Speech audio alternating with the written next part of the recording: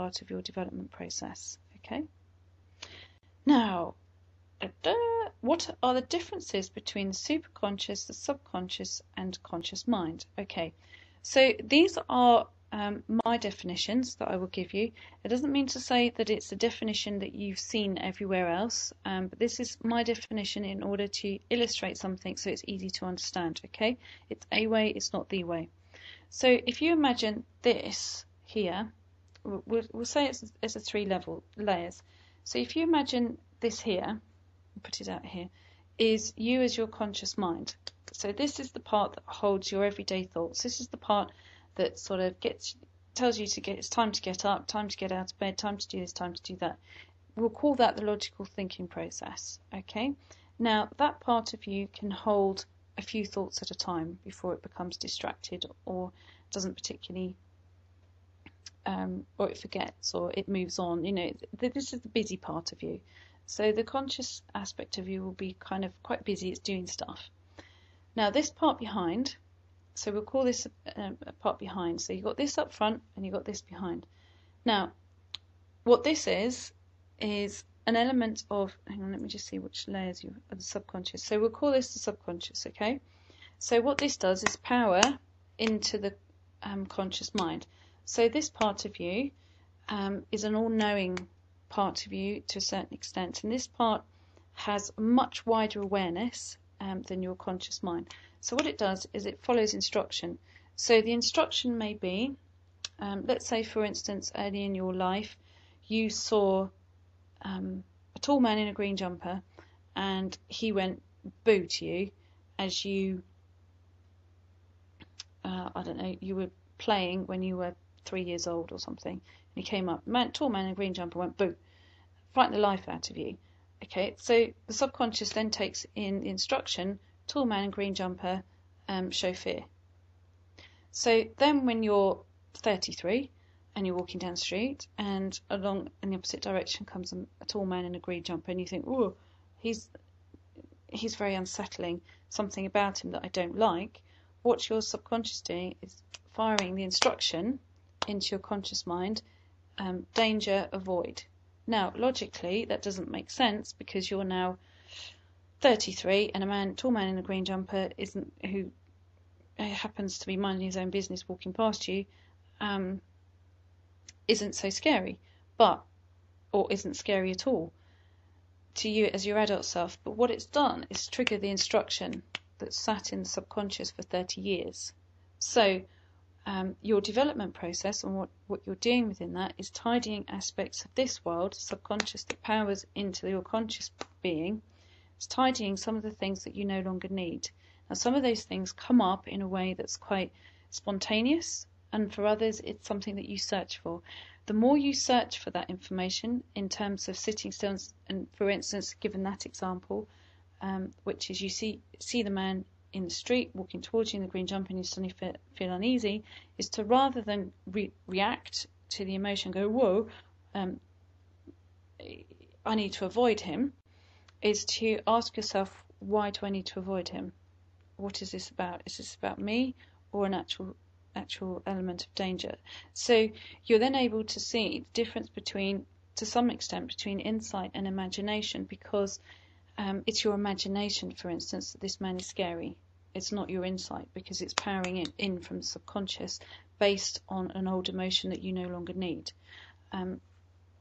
So if you take a moment to really feel for that, you'll be able to tell the difference between, rather than react, it's to tell the difference between whether that's your imagination or it's insight that you need to move away from that particular person.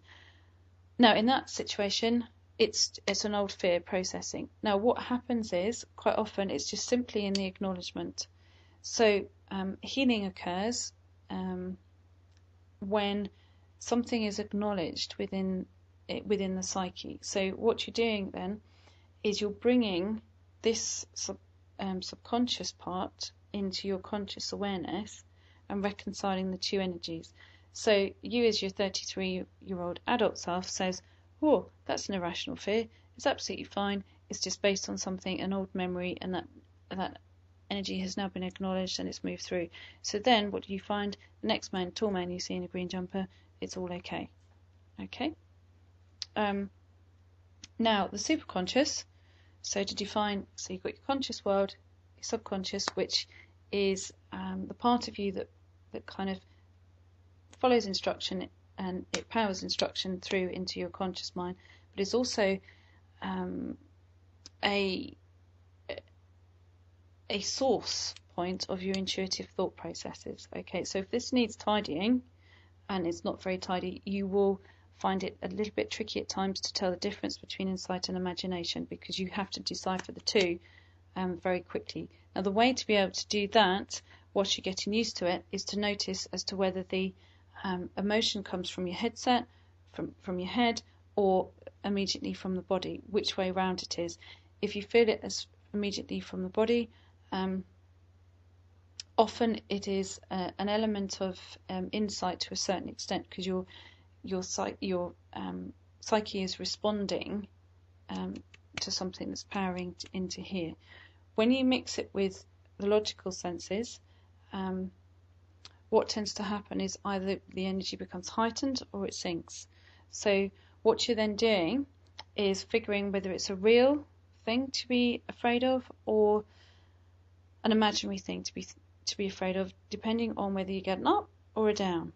Okay, so if you're asking yourself an internal question, for instance, and you think, should I move to wherever, and you haven't made a decision on it, when the two parts of these particular worlds of yours meet, if you get an up feeling, maybe it's often a yes. If you get a slightly down feeling, then obviously it's a no. Then what you then need to ask yourself is why. So if you then ask yourself why, this part of you will either power forward an old energy to be processed so that your no turns to a yes, or you will find that it will power forward a reason as to why it's not a good idea to move to such and such. And maybe that could be because something else better is coming. You just got to wait for the next wave of energy. But you get a feeling around that. You get quite a distinct feeling. Now, the superconscious is, so you've got this part, this part. If you imagine that the superconscious is this part all around. Okay?